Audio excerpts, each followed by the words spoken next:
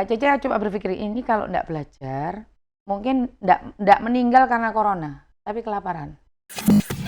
Selama kita tetap yakin, terus berusaha, pasti masalah itu bisa kita lewati. Kita bersaing secara sehat, saling support. Kalau saya itu mungkin dengan memakai pola pikir yang saya bisa lah ya. Karena orang itu intinya kan maksudnya sederhana, tapi jelas. Terutama kalau bisnis digital ini kita bisa melakukan tanpa melihat itu pria atau wanita, bisa melakukan dan tidak perlu latar belakang, mungkin harus pendidikannya tinggi. Dan hasilnya itu tidak perlu nunggu lama, tapi bisa langsung kita nikmati setiap hari. Karena begini, ke depan itu eranya era sudah crypto aset. Reward City ini terbukti sudah membantu ekonomi teman-teman di saat pandemi.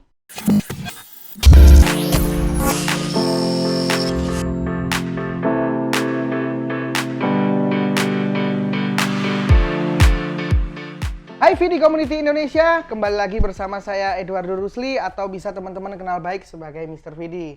Untuk pertama kalinya, bintang tamu atau narasumber kita adalah seorang wanita yang sangat luar biasa. Tanpa berlama-lama, kita langsung saja sambut. Beliau adalah Cece Lisiang atau Celili ya. Oke, apa kabar Ce? Baik. Baik. Wah, nyaman Ce tidurnya kemarin malam? Sangat nyaman, pulas. Sangat nyaman pulas. Betah di Pulau Bali ya Ce? Kayaknya jadi rutinitas gara-gara Vidi nih. Gara-gara Vidi jadi rutinitas, kita bepergian. Oke. Cece ke Bali ini sama siapa aja sih berangkatnya? Saya ke Bali bersama tim saya dan anak-anak saya. Oke, berapa orang itu timnya? Berempat. Berempat ya? Ya. Oke. Celili benar berasal dari kota Jember? Ya, Jember. Seantusias apa sambutan warga Jember mengenai platform Reward City sampai saat ini? Antusias teman-teman Jember itu mengenai Reward City sangat luar biasa kok. Karena apa? Reward City ini terbukti sudah membantu ekonomi teman-teman di saat pandemi. Luar biasa. Kita coba mengenal profil seorang Celili lebih dalam lagi. Sebelumnya profesinya Celili ini apa? Saya itu seorang single mom. Kalau pekerjaan saya sebelumnya itu saya adalah I.O. dan pekerjaan saya yang utama itu travel kok. Travel. And then gara-gara pandemi semuanya berhenti. Udah mulai Maret tahun kemarin. Oke. Terus Cece gimana tiba-tiba bisa kenal Reward City atau VD ini? Awalnya sih, awal-awal corona kemarin kan kita pada takut tuh keluar rumah. Yang ada itu cuman ngabisin uang tabungan aja. Jadi mulai bulan Maret sampai Maret, April, Mei, Juni itu cuma 2020 ya? Ya, 2020 ya memakai uang tabungan yang ada. Akhirnya saya di infotainment tuh akhir Juni 2020. Hampir setengah tahun Cece hidup pakai uang tabungan. Iya. Dan di saat itu anak Cece yang kecil itu harus masuk kuliah. Harus masuk kuliah, jadi kan mau tidak mau ada uang yang di luar yang rutin yang harus dikeluarkan. Betul. Akhirnya Cece itu kenal Vidi ini, Reward City ini akhir Juni di infotainment. Akhirnya Cece memutuskan itu bergabung.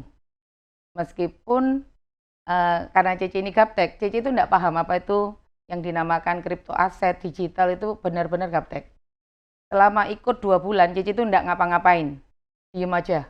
Diem aja, pasif lah ya? Pasif, karena belum tahu ya, belum tahu. Baru setelah paham, belajar, baru September Cece mulai jalan. Baru gaspol September ya? Baru gaspol September. Wah, luar biasa. Oke, kita sebagai manusia pasti pernah merasakan kegagalan dan melakukan kesalahan di masa yang lampau. Adakah momen tersebut yang bisa Celili sharingkan ke kita dan bagaimana caranya Celili melewati masa-masa sulit tersebut? Ini sebagai apa? Sebagai ibu rumah tangga atau sebagai karir dulu lah. Karir. Kalau karir, namanya karir pasti kita ada ini ya, pasti ada jatuh bangun atau apa. Tapi yang intinya selama kita tetap yakin, terus berusaha, pasti masalah itu bisa kita lewati. Tipsnya? Tipsnya, tipsnya selalu berpikir positif. Dan kita harus punya mimpi itu yang setinggi mungkin. Dari sekian banyak ide bisnis, apa ulasan utama Celili memutuskan untuk memfokuskan diri pada franchise Digital Reward City? Yang paling utama, terutama mungkin bagi saya dan bagi banyak teman-teman yang ekonominya pas-pasan, itu modalnya masih terjangkau. Oke. Sangat terjangkau, dan biasanya kalau kita mau beli franchise itu kan harus modalnya ratusan juta. Ya. Harus ada tempat. Nah, kita belum tahu dengan kondisi sekarang ini. Kita misalnya andai pun kita punya modal besar, belum tentu break even point-nya berapa lama. Betul, betul. Nah, dengan Vidi itu cukup mulai dari kurang lebih 3 jutaan kita sudah bisa memiliki franchise. Oke. Dan hasilnya itu tidak perlu nunggu lama, tapi bisa langsung kita nikmati setiap hari. Tapi untuk pekerjaan sebelumnya JJ yang di IO itu masih ada nggak? Garapan atau apa gitu? Untuk Panggilan. saat ini itu kalau event yang besar ya, kalau government atau perusahaan itu sampai saat ini yang customer lama mereka masih rata-rata nunggu benar-benar suasana kondusif. Dalam arti karena mereka pasti jumlahnya banyak orang, itu kan mesti prokesnya harus jelas. Iya, betul. Gitu. Mm-mm. Sekarang ini ya kalau bisa dibilang masih 75% masih vakum. Paling kerjaan kecil-kecil. Oh, tapi masih ada dikit-dikit gitu. Ya, dikit lah. Tapi kalau dibilang itu bisa untuk mengcover kebutuhan utama, tidak bisa. Satu-satunya yang bisa cover kebutuhan utama Vidi. Ya, Ya. tepat sekali. Dan perannya ini nggak cuman seorang diri ya, C. Ada beberapa dari 4 orang anak-anaknya CC itu yang juga bantu di Vidi. Ya, jadi ceritanya gini. Awalnya Cece itu nggarap Vidi itu berdua sama anaknya Cece yang kecil, yang Memen itu. Oh, Memen. Ya, Memen. Karena Timotius ini satu, selain dia itu awalnya pemalu. Dia justru jadi netizen. Oh. Nanti kalau begini bagaimana? Kalau begini bagaimana? Nanti kalau banyak pertanyaan, yang intinya kayak kelemahannya di iya, mana gitu. dia banyak kelemahan yang dia takutnya seperti mungkin yang di luaran sana. Iya. Nah, jadi awalnya itu Cece itu jalan sama Memen. Dari bulan September, Cece itu kemana-mana tuh berdua sama Memen nyetir. Ke Malang, ke Banyuwangi, ke mana itu berdua. Nah, dan Cece itu cuma berpikir gini, namanya seorang ibu ya kok. Dengan kondisi pandemi yang sampai sekarang ini tidak jelas, anak ini kuliah, Cece kan harus nyukupi semua. Cece itu ngasih modal dia. Aku bilang, saya modalin dia itu paket paling murah. Karena saat itu duitnya juga belum ada. Saya bilang, ini dikelola, gimana caranya jadikan modal. Ya puji Tuhan, sekarang dia sudah dari yang 200, dia sudah punya beberapa akun. Dan yang akun yang 200 USD sudah jadi 1000 USD. Luar biasa. Gitu. Sampai akhirnya Timotius itu, awalnya saya kasih sama-sama aku kan, katanya kalau anak kan tidak boleh kita beda-bedain. Ya. Dua-duanya Cece kasih modal. Harus adil. Ya, Cece kasih modal sama 200. Saya coba bilang, bacakan akunnya Cece, gitu ya. Timot awalnya tidak mau. Akhirnya akun itu tak ambil kembali. Akun yang dia pegang, karena dia tidak mau, ya sudah tak ambil balik. Tarik balik. Karena gini loh, prinsipnya Cece, kalau kamu ngajarin anak, ya harus kalau ngomong bisnis ya harus bisnis. Ya. Di luar kita sebagai orang tua kasih intinya gitu kan. nggak ngasih ikan mateng kan gitu, kasih pancingnya gimana kamu usahakan gitu. Ya. Nah, sampai akhirnya si Timot ini melihat, kalau tidak salah mungkin Desember atau apa, dia lihat loh adiknya ini kok videonya terus berjalan, reward city-nya terus berjalan, income-nya adiknya udah lumayan. Hariannya udah waktu itu sudah 1 jutaan tuh, karena kemana-mana kan jalan sama Cece. Iya. Dia bilang gini, "Mah, aku kok nggak dikasih?" Dia bilang, "Aku kok nggak dikasih, Mah, akun." Tapi ngomong gini, "Mau dikerjain." Ya udah kerjain. Saya kasih lagi, tapi tetap harus sama kan Iya. modalnya. Sama. Nah, sekarang dia itu closing teman-temannya sudah ada yang closing. Bagi Cece itu suatu kemajuan yang luar biasa. Timot yang nggak bisa banyak omong, Iya, terus ya awalnya reject awalnya lah ya. reject, awalnya jadi netizen, sekarang dia malah posting posting itu rajin. Teman-temannya termasuk si Kema itu. Oh, alah, iya iya iya. Gitu Iya. loh. Jadi seperti itu kok. Luar biasa. Sampai sekarang ya. Sampai sekarang Balapan berarti Timot sama balapan. Memen. Dua-duanya sudah V1 kok. Luar biasa. Oke, sekarang menurut Celili penting nggak sih peran komunitas dalam bisnis digital? Lalu mengenai VD Community sendiri yang sudah memiliki member di berbagai daerah Indonesia itu seperti apa menurut Celili? Pentingnya suatu komunitas sangat penting. Karena namanya bisnis itu, apalagi kalau bicara Reward City ini kan startup. Yes. Tergantung dari komunitas. Mungkin awalnya hanya main bisnisnya aja ya, bisnis utama. Tapi setelah komunitas terbentuk, pasti akan ada bisnis yang ditambahkan. Nah, peran komunitas kan di situ. Betul. Dengan adanya sudah tersebar di berbagai kota, paling tidak itu kan support system saling berjalan. Yes. Kita saling support dengan tim-tim yang lain. Kan begitu. Saling menguatkan. Nah, untuk komunitas yang ada di VD Community sendiri, menurut Cece seperti apa? Komunitasnya sangat bagus, sangat positif, dan kita semua seperti satu keluarga besar. Yes, betul. Kemana-mana bareng. Mana-mana bareng. Ya kan? Ya, Seneng-seneng bareng. senang bareng. Ada target dipikirin bareng kan gitu. Ya. Kita bersaing secara sehat, saling support. Betul. Menurut Celili, orang dengan profesi apa yang paling ideal untuk mendalami bisnis digital di era kini? Haruskah dia jadi dokter dulu? Haruskah dia jadi insinyur dulu? Baru berkecimpung di bisnis kita sekarang ini.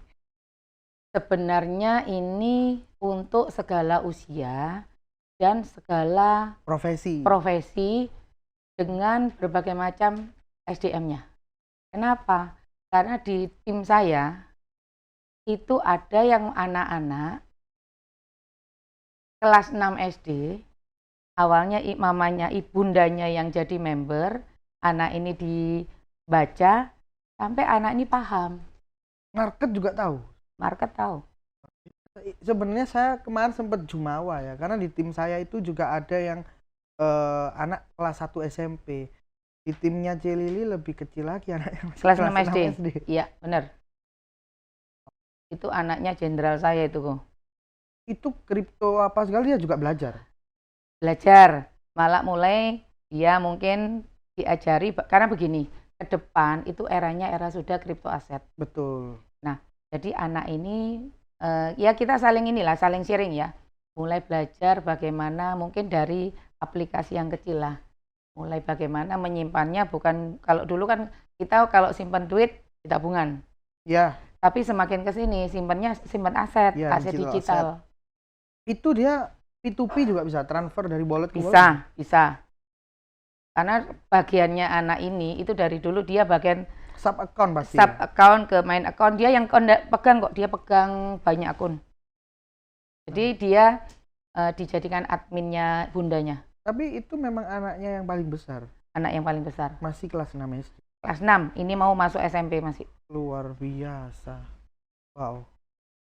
Oke, bagaimana sih caranya Celili mengedukasi warga Jember tentang adanya platform Reward City ini? Kalau saya itu mungkin dengan memakai pola pikir yang saya bisa lah ya. Karena orang itu intinya kan maksudnya sederhana, tapi jelas. Betul. Daripada kita ngasih hitungan yang tinggi-tinggi, mungkin kasih mimpi tapi tidak terwujud. Pasti orang intinya nggak jual mimpi lah ya. Betul. Kasih yang realistis. Ya, karena yang dibutuhkan sekarang ini dengan kondisi sekarang itu kan income. Income yang pasti dan bisa dinikmati. Jadi kalau misalnya saya ngomong ke mereka, ini loh ada, biasanya saya selalu ngomong gini, biasanya ya kita tanya apa yang dikerjakan, kayak gitu. Terus biasanya kan masih, oh kondisi kayak gini semuanya kena efeknya begini. Ya saya selalu ngomong ini loh, mau enggak seperti ada peluang. Ada peluang. peluang franchise dengan modal yang sangat murah. Jadi simpel aja. Dan saya biasanya selalu menanyakan ke mereka, apa yang dia butuhkan. Yes. Karena kalau kita tahu apa yang dia butuhkan, kita memberikan maksudnya memberikan saran lah, apa yang dia butuhkan tuh bisa tepat Ya, betul. gitu. Oke. Sebutkan 3 orang paling berpengaruh dalam karirnya Cilili dan bagaimana ketiga orang tersebut bisa berkontribusi dalam perjalanan karir Cilili di VD. Yang pertama pasti Kojo. Oke. Kojo. Terus yang kedua Kobastian. Kobastian. Ini cuma boleh 3 ya? Cuma boleh 3. Oh cuma boleh 3. Yang ketiga Anak-anak gitu. enggak lah. Anak-anak pastilah, Anak-anak enggak usah pasti disebut. ya, itu dari Iya. lubuk hati paling dalam. Iya. Mas Hud. Mas Hud. Master Hud Al-Arif. Iya betul, Iya. Master Hud. Kenapa Kojo, kenapa Kobastian, kenapa Master Hud ini? Kojo karena Kojo ini maksudnya gini. Kalau kita serius mau bekerja, Kojo ini memberi kesempatan. Memberi kesempatan dan tidak melihat siapa kita, tidak lihat background kita, tapi dia Always support ya. iya always support orang-orang yang mau serius, mau fokus bekerja. Kobastian. Kobastian, karena Kobastian juga yang awalnya oh beginilah, begitulah, yang menjelaskan karena bagiannya kemana-mana sama Kojo bareng. Ya. Ya. Lebih ke edukasinya. Edukasinya. Kalau Master Hud Al-Arif itu sebagai guru saya pertama di bidang kripto aset, juga kalau dalam kehidupan kita seperti adik kakak, seperti saudara. Jadi kripto ini sebenarnya Cece juga baru tahu DVD dan baru belajar sama Mas Hud ini. Iya. Dulu nggak ngerti kripto itu onde-onde apa gitu. Nggak ngerti. Saya itu makanya Cece tadi ceritakan 2 bulan diem karena nggak ngerti kripto itu apa. Waktu itu sempat ditanyain sama yang ngajak Cece, nggak dijual itu videonya. Gimana cara jualnya? Nggak ngerti sama sekali. Terus waktu itu sempat harganya tuh naik luar biasa. Ya. 33 kalau nggak salah. Ya. Tapi nggak ngerti ya, sudah jadi di wallet aja, nggak jadi apa-apa. Dari cuman 7-8 rupiah ya kan, sampai bisa ke 30 sekian tuh. Iya. Jadi nggak ngerti sama sekali. Maka saya mikir gini, kadang orang itu perlu kepepet. Kalau Cece kan kepepet. Cece coba berpikir, ini kalau nggak belajar, mungkin nggak meninggal karena corona, tapi kelaparan. Ya. Karena saat itu udah 6 bulan cuma diem aja ambil duit kan ya lama-lama habis ya. Iya. Gitu loh. Sampai akhirnya belajar apa sih kripto itu guru pertama itu Mas Hud.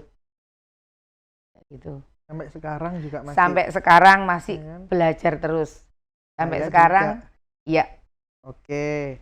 Lalu terkait emansipasi wanita, karena Cilili ini satu-satunya atau yang pertama kali narasumber wanita yang ada di Table Talk kita, bagaimana pendapat Cilili akan hal ini gitu loh? Akan emansipasi wanita itu? Ya. Jadi menurut saya emansipasi wanita itu sangat perlu. Dalam arti kita itu sekarang lebih tidak dilihat gendernya. Yes. Dan terutama kalau bisnis digital ini kita bisa melakukan tanpa melihat itu pria atau wanita, bisa melakukan dan tidak perlu latar belakang mungkin harus pendidikannya tinggi. Itu bisa. Karena saya pun sama. Cece ini S3 tuh. SD, SMP, SMA. Oh, sama kayak Gitu. saya. Sama ya, Dek ya? Loh Cece, mohon maaf ya itu tanya. Single mom itu udah berapa tahun Cece? Cece single mom itu 20 tahun. 4 anak itu Iya. bareng sama Cece semua? Iya. Dari mereka belum nikah juga ya yang gede-gede? Iya. Jadi Cece itu ngomong anak-anaknya Cece itu mulai memen yang paling kecil tuh umur setahun. Memen masih setahun? Setahun. Sampai sekarang memen tuh 21. 20 tahun. Memen sekarang 20 tahun? 21 tahun. 21 tahun. Itu pokoknya yang paling besar itu umur berapa? Waktu itu yang paling besar itu mau naik kelas 3 SD, yang nomor 2 itu mau TK, yang nomor Timotius itu belum TK. Berarti Timot itu masih umur 3 tahun. Timot sama Memen ini selisih berapa tahun ya? 3 tahun. Oh 3 tahun Ya. ya. Timot sama Kokonya? Jadi anak Cece yang pertama itu tahun 92. Sama kayak saya. Oke. Yang nomor 2 itu 95. 95. Timot 97, Memen 2000.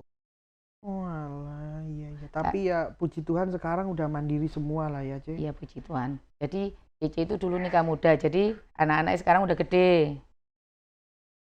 Tugasnya Cece itu sekarang tinggal 1 yang paling kecil. Karena dia baru tinggal Memen aja yang lagi kuliah. Kalau yang lain udah selesai. Tapi kan daring sekarang ya kan, Ce? Daring. Aktivitinya kan nggak keluar rumah gitu loh. Iya, daring. Masih daring dia. Oke, jadi gini, Ce. Sebenarnya aku masih penasaran banget gimana caranya Cece, mohon maaf sekali lagi, jadi single mother selama 20 tahun dengan 4 buah hati ya kan. Sampai mereka bisa besar, sehat-sehat semua, gagah, ya cowok-cowok semua kan. Terus bisa mandiri sekarang. Itu sebenarnya perjalanannya itu kayak gimana sih, Ce? Kalau itu kita lihat sekarang kayaknya setelah Cece melewati kayaknya kalau noleh ke belakang itu kan Ya kaget juga berarti. ya. Karena kalau ngomong secara kemampuan sebenarnya kalau lihat mungkin kalau sekarang dikembalikan ke dulu belum tentu bisa menjalani. Karena mungkin kalau Cece boleh ngomong yang belum pernah dihadapi sama orang-orang, Cece sudah hadapi. Iyalah. Jadi bagaimana dulu tidak punya rumah, harus membawa 4 anak pulang ke rumah orang tua selama 3 tahun setengah. Dengan ijazah yang cuma SMA punya 4 anak, berarti kan keperluan rumah tangga kelihatan. Kalau bicara waktu itu kita ngomong kerja ikut perusahaan atau ikut orang, paling gajinya berapa? Iya. Nggak mungkin cukup. Itu di Jember juga. Di Jember. Nah sampai Cece kenal network itu gara-gara. Itu tahun berapa, Ce, awal network? 2004. 2004. Iya. Jadi mulai belajar network karena apa? Saat Cece ya adalah suatu masalah yang sebenarnya bukan masalah. Namanya kita rumah tangga kan pasti ada ini ya. Problema. Tapi sebenarnya awalnya itu bukan masalah antara Cece sama papanya anak-anak, tapi masalah pekerjaannya dia. Gitu loh. Sampai akhirnya yang mengharuskan ya semua yang ada rumah dijual untuk bayar utang, sampai dia sendiri juga harus posisinya itu di dalam gitu kan, Cece support. Ada sesuatu hal yang membuat mungkin Cece itu bergerak. Jadi gini, dulu Cece itu cuma bodoh. Dalam arti Cece setelah lulus SMA, nggak lama itu nikah, jadi kan taunya cuma ngurus anak. Ngurus anak, terus langsung punya anak, berapa tahun punya anak gitu kan. Iya. Semuanya diurus sama suami.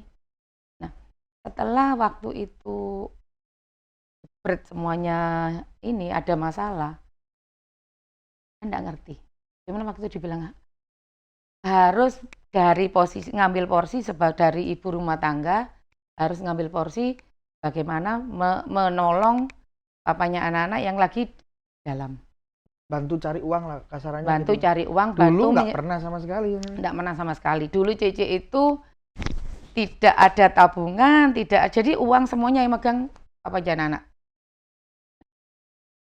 Sejak kejadian itu, Cece mulai bangkit, belajar, tapi ada sesuatu hal yang makanya kita tidak akan kenal orang, meskipun itu orang terdekat kita, kalau tidak dalam posisi yang benar-benar itu pepet.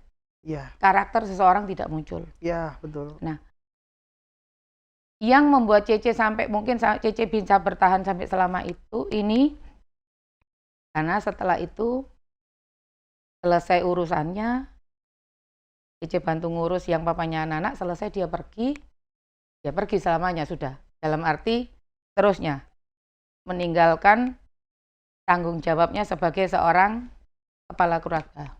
Tapi pamit.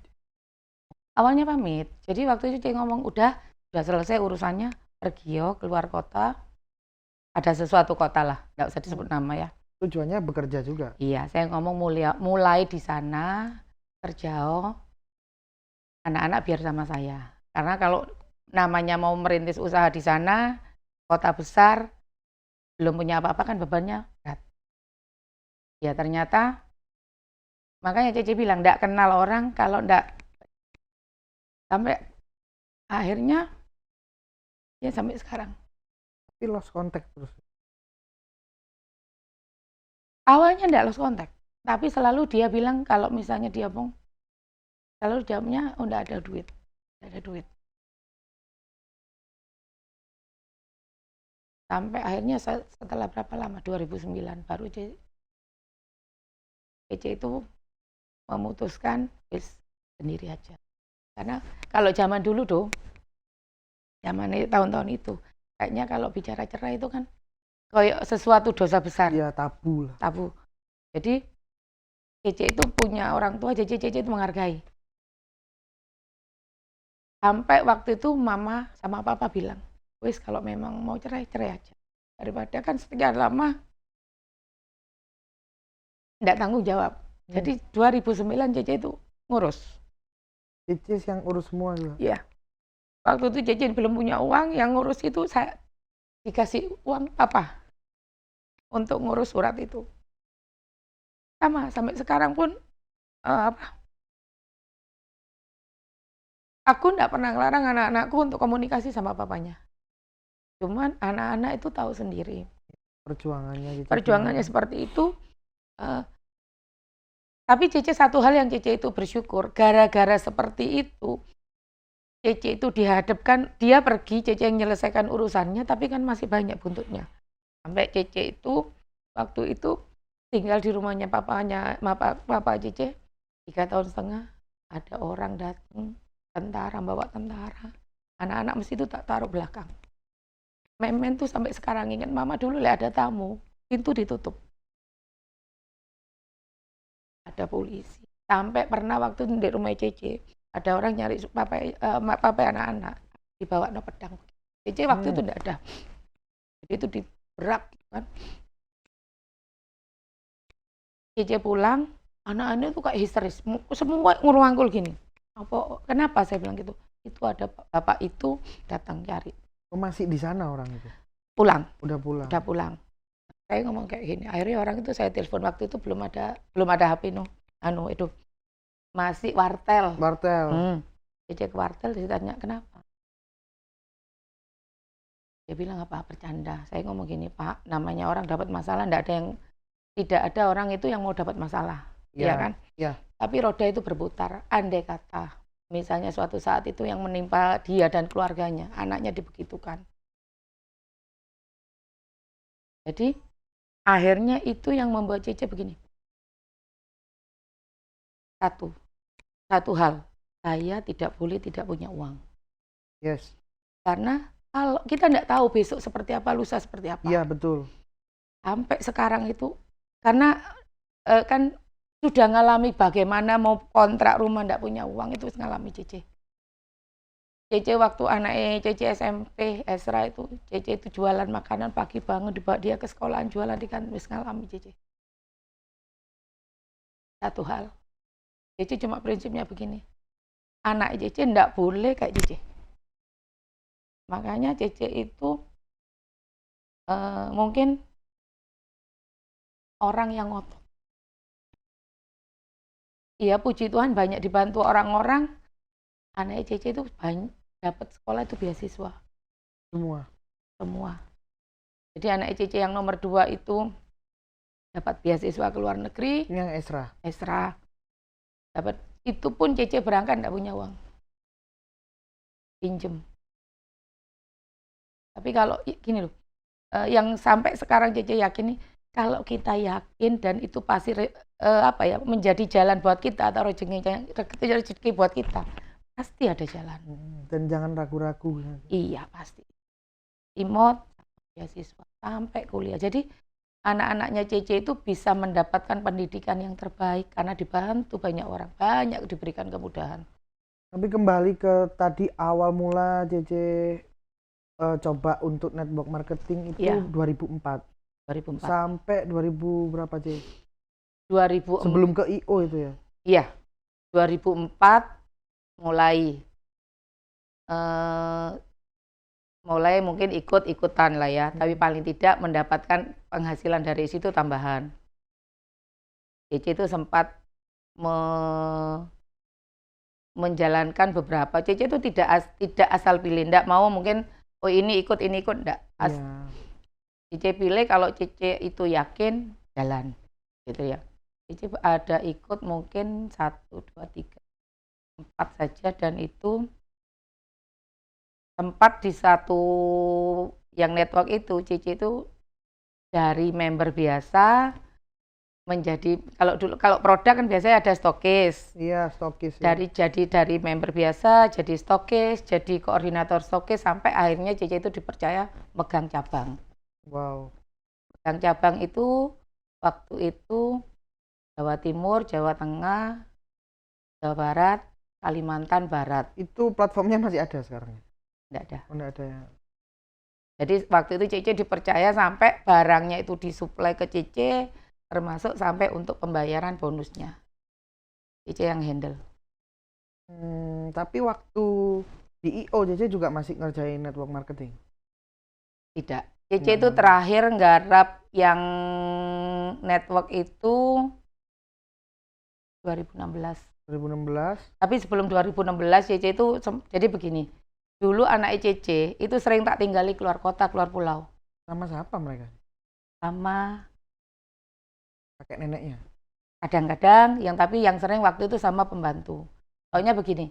Kalau kita cuma waktu itu nggarap eventnya, maksudnya nggarap kerjaan cuma di kota itu ya, paling itu aja. Iya, mulek gitu aja. Cece jadi waktu itu ke Bandung, ke Jawa Tengah, ke Kalimantan, Palembang yang garap ini. Sampai suatu saat anak Cece tambah gede.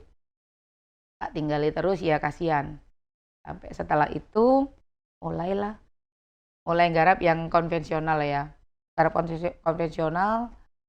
Terakhir yang saya garap jaringan itu yang sampai Cece dapat reward ke Amerika itu. Itu sudah di IO belum? Di IO tapi belum serius. Setelah itu baru Cece kan Cece nggarap event ini IO sampai 2020 kemarin. Iya, dari 2016 sampai 2020. Terus pandemi break dulu. Pakai uang tabungan buat makan hampir setengah tahun. Iya.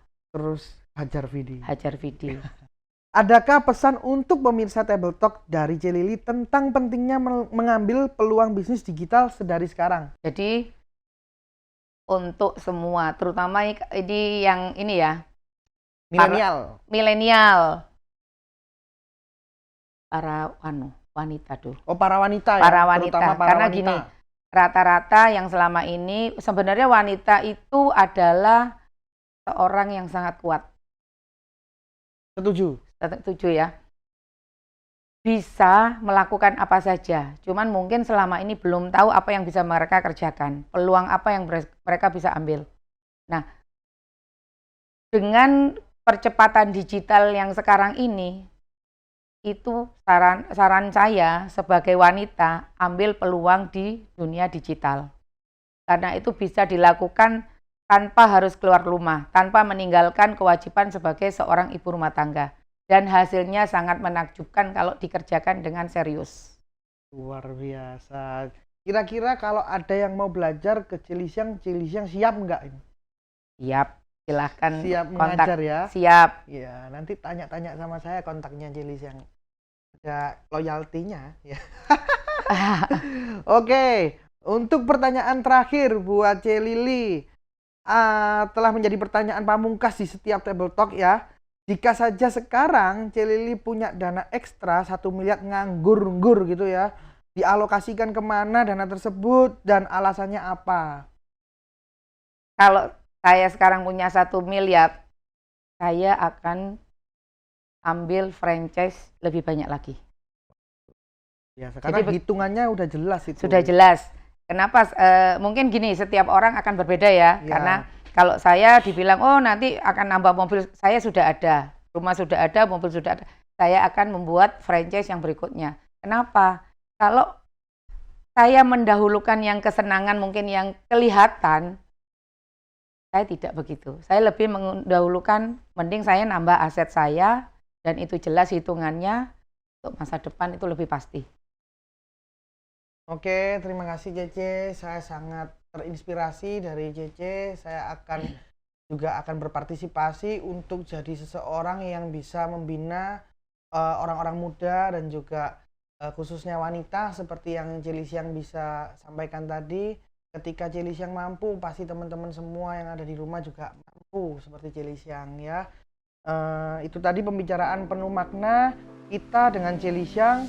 Sosok yang sangat luar biasa yang mampu menunjukkan kapasitasnya bahwa setiap perempuan pun bisa setara dengan kita para laki-laki.